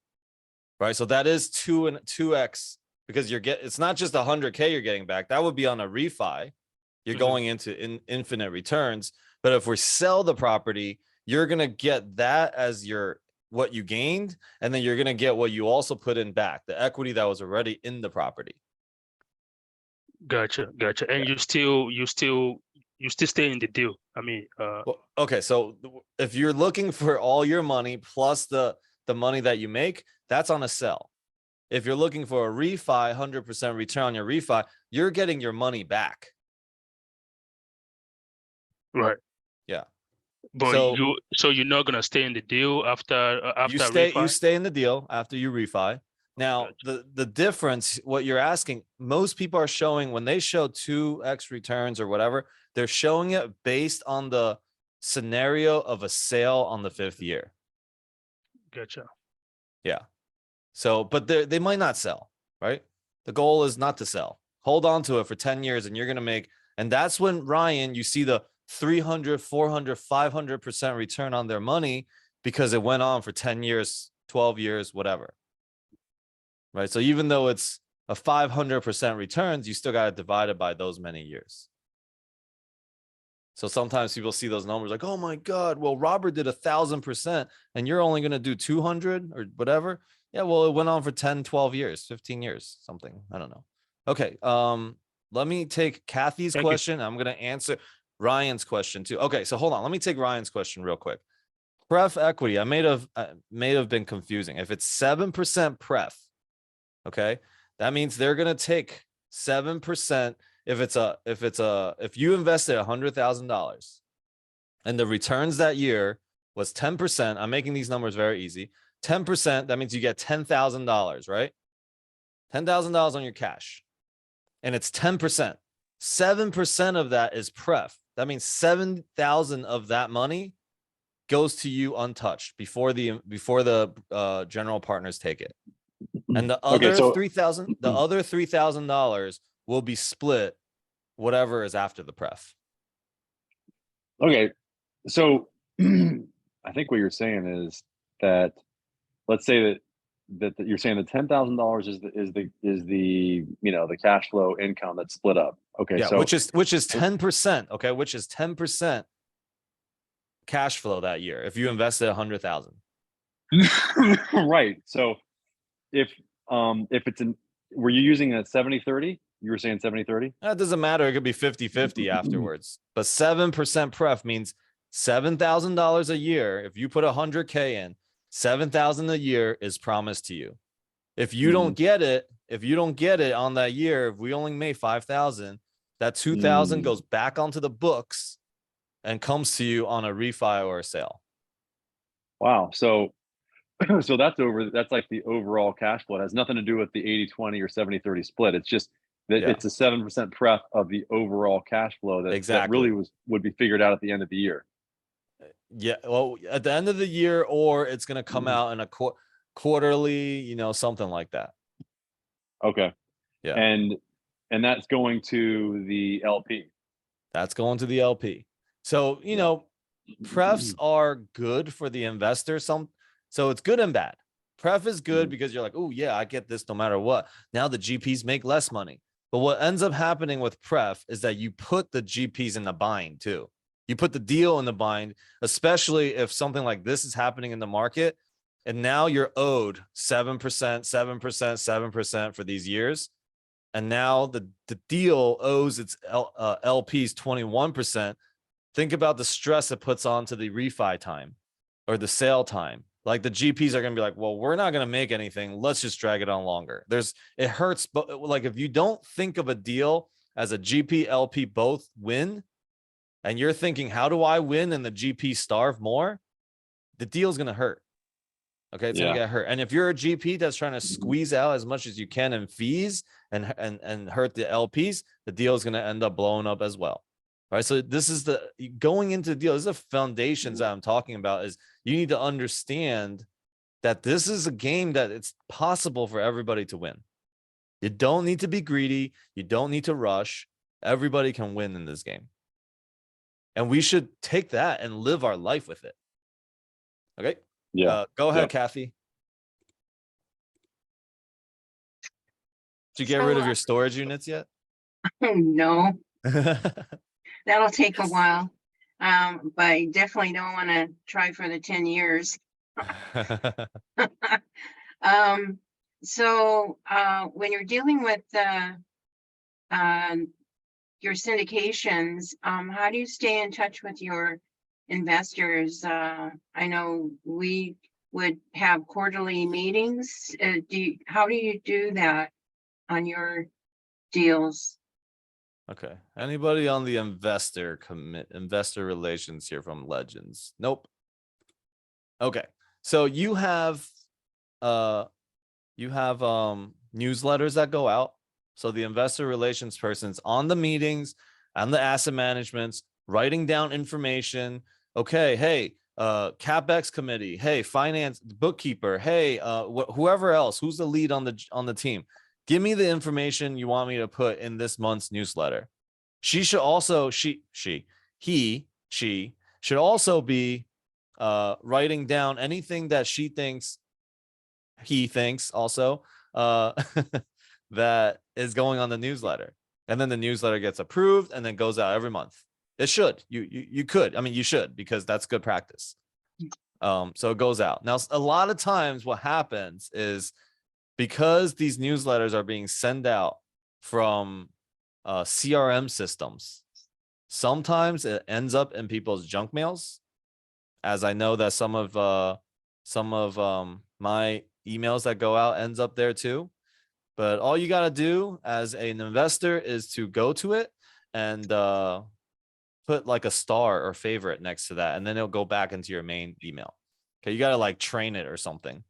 So yeah, you send that out, and then you have quarterly calls. That's nice too. What we do is everybody that invests with us. So yeah, 1 second, Roxana. Everyone that invests with us on Saturday mornings, we have a call for all of our investors. You come on, you can ask about your deal. We are always available. We want to make ourselves always available. Like the thing that goes wrong every time is communication. If anything ever goes wrong, it's because it's poor communication. If you communicate correctly and you're honest and you're transparent, everybody understands what's going on in the market. You know, you don't have to. A lot of people only wait till good news to tell the news, and bad news, they just stop the communication. You keep the communication going. So every Saturday morning, anyone that invests with us gets on that call. That call is also designed for people that want to go from an LP to a GP. We teach about how the deal is run. We talk about the operations, and then we talk about where you're at and what's your struggles in getting into a general partnership deal. A lot of our LPs have actually became GPs on our deals, because when they send us a deal, we look at it. We look at it right away. We know, like, our duty is to our investors, like for our investors to win. And if that means to help you get onto a general partnership team, then we do. Yeah. So the communication is important. So there's somebody on our team. Every single deal, we have somebody that is dedicated to investor relations. And next week, I'll show you guys. Actually, next week, I'm going to have the guy from Arbor come onto this call. And then I'm also going to show you guys what a GP table looks like. So come back, tell your friends, and let's make 100 people the floor again for this call. Who else? My cutoff time on this call is in 7 minutes. So take advantage of it. I really don't like to close a room down on 50 people. So I will hang. Hey, Alex, it's Dwight. I've got a quick. Hey. Hey, I was hoping that you could just cover real quick the tax advantages, especially in comparison to, say, investing in the stock market. Yeah, for sure. I mean, if you got money in the stock market and you make $50,000 for the year, they're gonna say, "Hey, I need my cut. I need my cut." You got capital gains and you made it in under a year. That's a short-term capital gain. You got to get punished. It's going to be 35%. It's going to be 40% of what you made.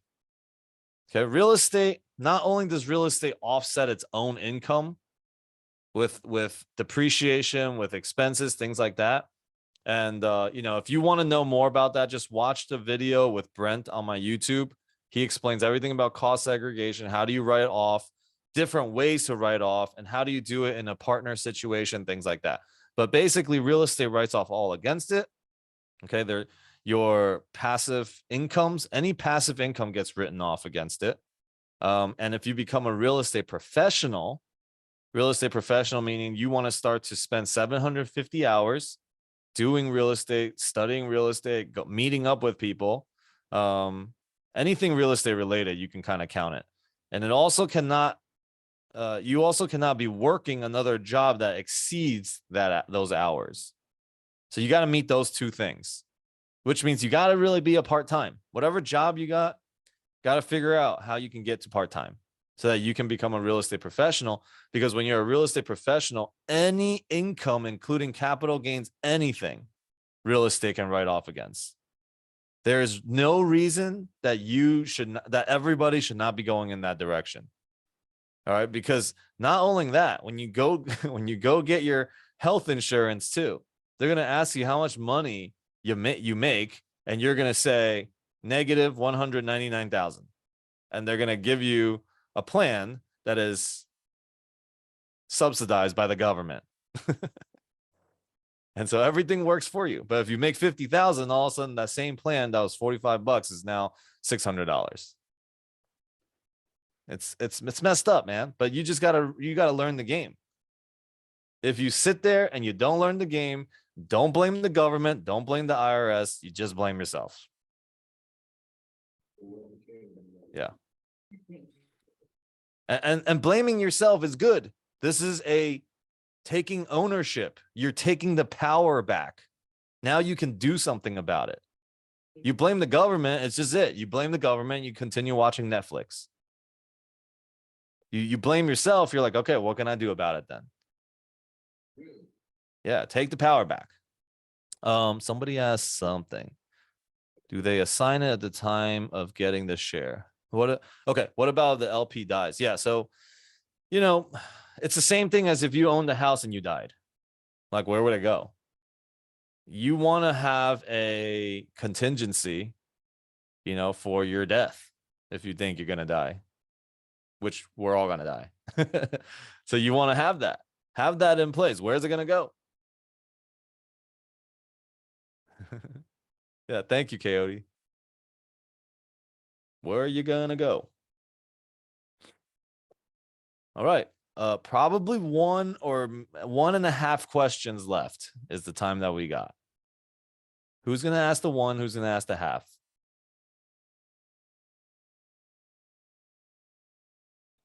Now the half is gone. We got 1 question left. I'm gonna ask you the one that doesn't matter at all. Where's that freaking awesome hat you got last week, man? Oh. 2 weeks ago. Which hat? This hat? That hat. Where are you at? Oh, yeah. So he made that hat. I know he Louis did. the artiste. Awesome.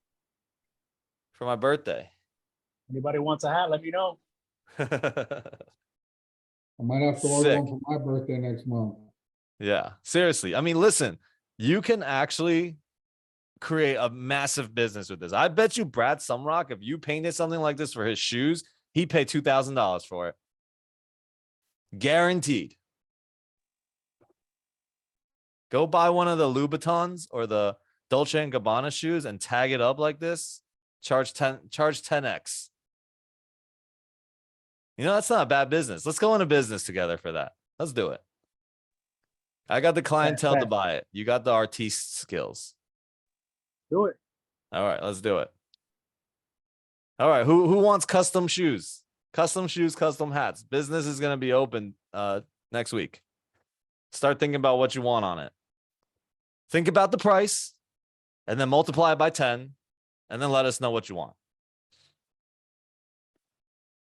Okay. And So you've been hanging out with Grant way too much, man. 10x, 10x. 10x. How do we make the jump without starving or giving up our current lifestyle? Yeah. Listen, that's when you got to talk to the Freedom Boys. Where are the Freedom Boys at? Freedom Boys left before I give them the shout out. Nice. Well, they're all about how do you go from W-2 to the freedom, to chasing freedom, okay, to getting that. And it's about investing. You got to invest. You start by investing into a deal so that you know what the hell is going on.